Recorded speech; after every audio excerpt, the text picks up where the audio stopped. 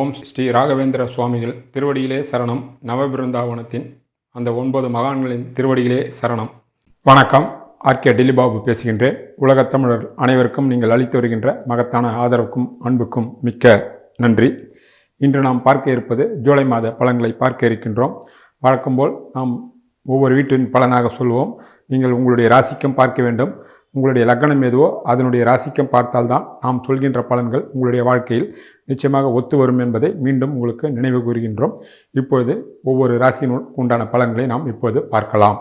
மேஷ ராசிக்கு ஜூலை மாத பலன்களை பார்க்கலாம். உங்களுக்கு ஏற்கனவே ஏழரை சனி நடந்து கொண்டு இருக்கிறது. இந்த மாதத்திலிருந்து உச்சமடைந்த குரு பகவான் அந்த ஏழரை சனி 12 இருக்கக்கூடிய சனி பகவானை பார்ப்பதினால் பலவிதமான நன்மைகளும் யோகங்களும் பொருளாதார சுபிட்சங்களும் தொழில்களும் வேலைகளும் இடமாற்றங்களும் திருமணம் போன்ற விஷயங்களும் அற்புதமான முறையிலே நடைபெறும் என்பதை ஆரம்பத்திலே சொல்லிக் கொள்கின்றோம். நாம் எப்பொழுதும் ஒவ்வொரு வீட்டினுடைய பலன்களாக பார்ப்போம். அந்த வகையில் உங்களுடைய ராசியை யாரும் பார்க்கவில்லை. ராசிநாதன் செவ்வாயை சனி பகவான் 12 இருந்து பார்க்கிறார். அவர் சுக்கிரன் வீட்டில் இருப்பதினாலும் வீடு கொடுத்த சுக்கிரனையே அவரே செவ்வாயை பார்ப்பதினால் 1ஆம் வீட்டு பலன் மிக மிக அற்புதமாக இருக்கும். சனியினுடைய பார்வையால் பெரிய சங்கடங்கள் இருக்காது. அவர் குருவினுடைய வீட்டிலிருந்து குருவினுடைய பார்வையை வாங்கி பார்ப்பதினால் உங்களுக்கு சுபவேரிய செலவுகளும் பதவி இடமாற்றங்களும் வருமே தவிர பாதிப்பு எதுவும் வராது என்பதே அடிப்படை விஷயமாகும். அவர் 2ஆம் வீட்டில் இருப்பதனால் பொருளாதார உயர்வு, உங்களுடைய மதிப்பு மரியாதை செல்வாக்கு என்று எந்த விதமான சங்கடங்கள் இல்லாமல் அற்புதமான முறையிலே இந்த மாதம் மேஷராசிக்காரர்களுக்கு அமையும் என்பது தெளிவு. சுபருடைய வீட்டில் இருப்பதினாலும் சுபரையே அவர் கட்டாயம் சுக்கிரனே பார்ப்பதினாலும் எல்லா விதமான நன்மைகளும் படிப்படியாக மாதம் முடிவதற்குள் வருவதற்கு கூடுதலாக வாய்ப்புகள் கட்டாயம் உண்டாகும். உங்களுடைய ராசிக்கு 2 கூடிய சுக்கிரன் ஆரம்பத்தில் அவர் 4 உச்ச குருவுடன் இருக்கிறார். 4ஆம் தேதிக்கு பிறகு அவர் 5 இருக்கின்றார். தான் வீட்டிற்கு அவர் 4 இருப்பதினால் நிச்சயமாக 2ஆம் வீட்டின் மூலமாகவும் 2ஆம் வீட்டு அதிபதி செவ்வாய் பார்ப்பதினால் குடும்பத்தில் தனப்பிராப்தி செல்வம் செல்வாக்கு எல்லாம் வரும். இருந்தாலும் 2 கூடியவர் ராகு கேதுவுடன் சம்பந்தப்பட்டிருப்பதினால் பண விஷயத்திலும் சொல் விஷயத்திலும் குடும்ப விஷயத்திலும் மிக மிக ஜாக்கிரதையாக இருக்க வேண்டும். உங்கள் சொல்லால் நிச்சயமாக ஏதோ ஒரு சிக்கல்களில் மாட்டிக்கொள்வீர்கள். தமிழில் ஒரு பழமொழி உண்டு, ஒரு சொல் வெல்லும் ஒரு சொல் கொல்லும் என்பதால் கூடுமான அளவுக்கு நீங்கள் அமைதியாக அன்பான வார்த்தையும் நாகரிகமான வார்த்தையும் சொன்னால் குடும்பத்திலும் வெளி வட்டாரங்களிலும் எந்த விதமான சிக்கல்களும் இருக்காது. பொருளாதாரத்திலும் ராகுக்கேது சம்பந்தம் இருப்பதனால் ஒரு சில தடைகள் வரலாம். பொருளாதாரத்தில் வரவுக்கு மீறிய செலவுகள் வரலாம். சொல்லின் மூலமாகவும் பணத்தின் மூலமாகவும் சிக்கனத்தை கடைபிடித்தால் தனப்பிராப்தியும் மிக பெரிய அளவிலே இருக்கும். குடும்பத்திலும் எந்த விதமான சங்கடங்களும் இல்லாமல் அமைதியும் நிம்மதியும் பெருகும் என்பதை கவனத்தில் கொள்ளுங்கள். உங்களுடைய ராசிக்கு 3 கூடியவர் புதன். அவர் ஆரம்பத்தில் உச்ச குருவுடனும் பிறகு 7ஆம் தேதிக்கு பிறகு 3 சூரியனுடன் இருப்பதினால் 3 கூடியவர் 3 இருப்பதினால் உங்களுடைய மதிப்பு மரியாதை மட்டும் இல்லாமல் உங்களுடைய முயற்சிகள் அத்தனை வெற்றி அடையும். பயணங்கள் உண்டாகும். அது வெற்றி பயணங்களாகவும் லாப பயணங்களாகவும் உண்டாகும். உங்களுடைய புத்திசாலித்தனத்தாலும் அறிவாற்றலாலும் எடுத்த காரியத்தில் மிக பெரிய அளவிலே வெற்றி அடையக்கூடிய வாய்ப்புகளும் பலருக்கு கட்டாயம் உண்டாகும் என்பது தெளிவு. சூரியன் புதனுடைய பார்வை 9ஆம் வீட்டிற்கு கிடைப்பதினால் தந்தையாலும் தந்தை உறவுகளாலும் சகோதர வகையிலும் ஒரு சில நன்மைகளும் உண்டு. இளைய சகோதரருடைய வாழ்வில் வளங்களும் வசந்தங்களும் வருவதற்கு இந்த மாதம் பெரிய அளவிலே கட்டாயம் கை கொடுக்கும். மேஷராசிக்கு 4 கூடியவர் சந்திரன். அவர் 4 கிரகம். 4 9 12 கூடிய குரு பகவான் உச்சமடைந்திருக்கின்றார். ஆரம்பத்திலே சுக்கிர புதனும் சேர்க்கையும் இருக்கின்றார். 9 கூடியவர் 4 உச்சமடைந்திருப்பது உங்களுடைய உடல் ஆரோக்கியத்தும் சரி, உங்களுடைய தாயாருடைய மதிப்பும் உடல் ஆரோக்கியம் மன ஆரோக்கியம் உங்களுடைய தந்தையினுடைய செல்வம் செல்வாக்கென்று தாய் தந்தை இருவருக்குமே யோகத்தை கொடுக்கக்கூடிய அமைப்பாகும். காரணம், ஒரு வகையில் உங்கள் ராசிக்கு அவர் பாக்கியாதிபதி 9 கூடியவர். அவர் உச்சமடைந்திருப்பதால் உங்கள் தந்தைக்கு நன்மை. 4 உச்சமடைந்திருப்பதினால் உங்கள் தாயாருக்கு நன்மை. உங்கள் உடல் நலமும் மனநலமும் மிக மிக அற்புதமாக இருக்கும்.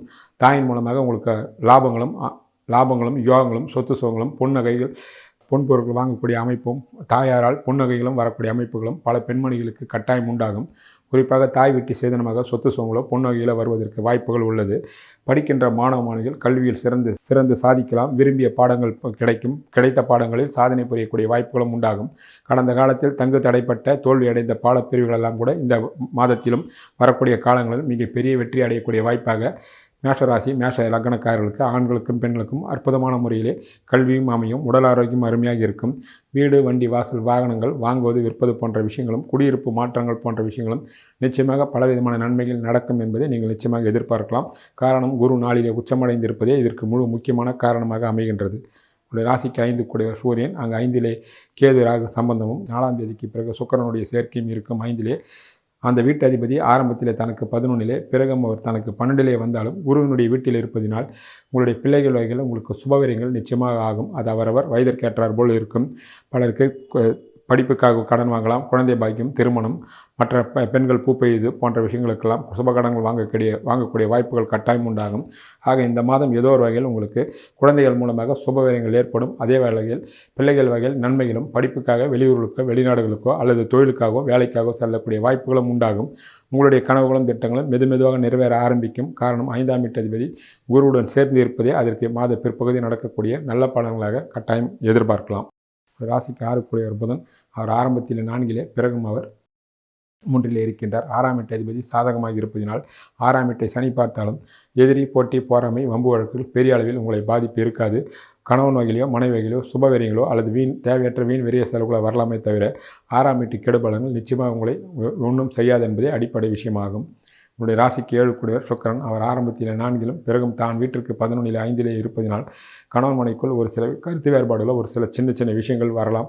அதை நீங்கள் விட்டு கொடுத்து செல்லலாம். விட்டு கொடுத்து சென்றால் எந்த விதமான பிரச்சனையும் இருக்காது. திருமணமாகாத இருக்கின்ற ஆண்களும் பெண்களும் சற்று கூடுதலான அளவு முயற்சி செய்தால் இந்த மாதம் நல்லபடியாகவும் அற்புதமான முறையில் திருமண பாக்கியம் கட்டாயம் கைகூடும் என்பதே அடிப்படை புரிதலாகும்.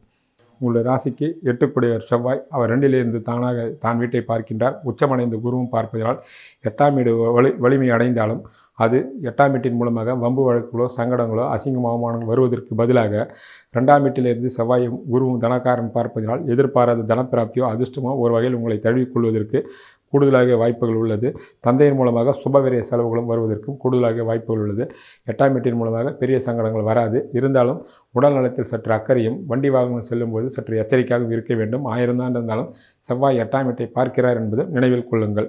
உங்களுடைய ராசிக்கு 9 குரு, அவர் தான் வீட்டிற்கு 6 மறைந்தாலும் உச்சமடைந்து இருப்பதினாலும் மாத பிற்பகுதியில் பிதிர்காரகம் சூரியனும் உச்ச குருவுடன் சேர்ந்து இருப்பதாலும் தந்தையாலும் தந்தை உறவுகளாலும் லாபங்களும் யோகங்களும், பலருக்கு பிதுர்ராஜ சொத்துக்கள் வரக்கூடிய பாக்கியங்களும் கிடைக்கும். பலருக்கு தான தர்மங்கள் செய்யக்கூடிய வாய்ப்பும், பலருக்கு புனித நதிகள் நீராடக்கூடிய புனித யாத்திரைகள் செல்லக்கூடிய வாய்ப்புகளும் மிக அமையும்.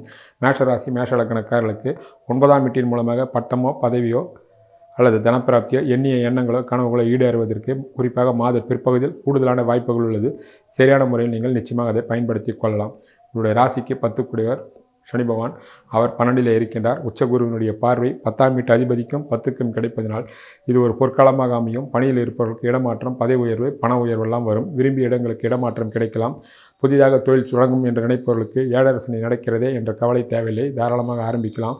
தொழிலதிபர்களுக்கு உடல் நலத்தில் சற்று கூடுதலான கவனம் தேவை. அடிக்கடி பயணங்கள் இருக்கும். ஆனால் தொழில் மிக பிரமாதமாக இருக்கும். உள்ளூர் மட்டும் இல்லாமல் வெளியூரிலும் தனது தொழிலை விஸ்தீரம் பண்ணக்கூடிய அளவுக்கு அவருக்கு வளர்ச்சி நோக்கி அப்படிப்பட்ட உயர்ந்தவர்கள் நிச்சயமாக செல்வார்கள் என்பதே அடிப்படை விஷயமாகும். இப்படி ராசிக்கு 11 சனி பகவான் 11 ராகுகேது சம்பந்தத்துடன் சுக்கிரனுடைய பார்வையும் 4ஆம் தேதிக்கு பிறகு கிடைப்பதனால் எதிலும் வெற்றி எங்கேயும் வெற்றி என்ற அமைப்புகள் உருவாகும். மூத்த சகோதர வகையில் மிகப்பெரிய அளவிலே ஒத்துழைப்பு கிடைக்கும். அவருடைய வாழ்விலும் வளங்களும் சுபவீரியங்களும் கட்டாயம் உண்டாகும். உடைய ராசிக்கு 12 குரு பகவான், அவர் 4 உச்சமடைந்து 12 இருக்கக்கூடிய சனி பகவானை பார்ப்பதனால் உங்களுக்கு ஆகக்கூடிய செலவுகள் அத்தனையும் இந்த மாதம் தொழில் ரீதியாகவும் பிள்ளைகள் மூலமாகவும் ஆன்மீக ரீதியாகவும் இருக்குமே தவிர வீண் வேறிய செலவுகள் வருவதற்கு கூடுமானவர்களுக்கு வாய்ப்புகள் இல்லை. ஆக மேஷராசி மேஷ லக்னக்காரர்களுக்கு இந்த ஜூலை மாத பலன் ஏற்றமும் முன்னேற்றமும் தொழில் ரீதியாக வெற்றியும் லாபங்களும் தரக்கூடிய வாய்ப்புகளாக இருக்கும். சரியான முறையில் கடினமான உழைத்தாலும் ஏற்கனவே நீங்கள் தைரியசாலிகள் உடன் புத்திசாலித்தனத்தோடு உழைத்தால் மிகப்பெரிய வெற்றி ஏதோ வகையில் நிச்சயமாக இந்த மாதம் உங்களை தழுவிக்கொள்ளும். இந்த மாதத்திற்குண்டான தெய்வ வழிபாட்டினை பார்க்கலாம். அருகாமையில் உள்ள சிவா விஷ்ணு ஆலயங்களுக்கு சென்று காலையோ மாலையோ நேரம் கிடைக்கும் போது நெய் தீபம் ஏற்றலாம். மகானுடைய மகானுடைய ஜீவசமாதிக்கு சென்று வணங்கலாம். எந்த மகான்களாக இருந்தாலும் பரவாயில்லை. உங்களுடைய மனதிற்கு பிடித்த மகானுடைய ஜீவசமாதிக்கு சென்று வருவதும் குலதெய்வம் கோயிலுக்கு சென்று வழிபாடுதல் பண்ணுவதும் அற்புதமான பலன்களை தரும். முடிந்தவர்கள் செய்யலாம். முடியாதவர்கள் வீட்டிலிருந்து வெளிநாட்டில் உள்ள தமிழர்களும் வீட்டிலே அந்தந்த படத்தை வைத்து இருந்த இடத்திலே வணங்கலாம். நிச்சயமாக நல்லதொரு மாற்றங்களும் ஏற்றமும் கட்டாயம் உண்டாகும் என்பதே இந்த மாதத்திற்குண்டான தெய்வ வழிபாட்டு முறையாகும். சப்ஸ்கிரைப் செய்யாத நண்பர்கள் சப்ஸ்கிரைப் செய்து கொள்ளவும், உங்கள் நண்பர்களுக்கும் உறவினர்களுக்கும் ஷேர் செய்யலாம். மீண்டும் விரைவில் சந்திப்போம். நன்றி, வணக்கம்.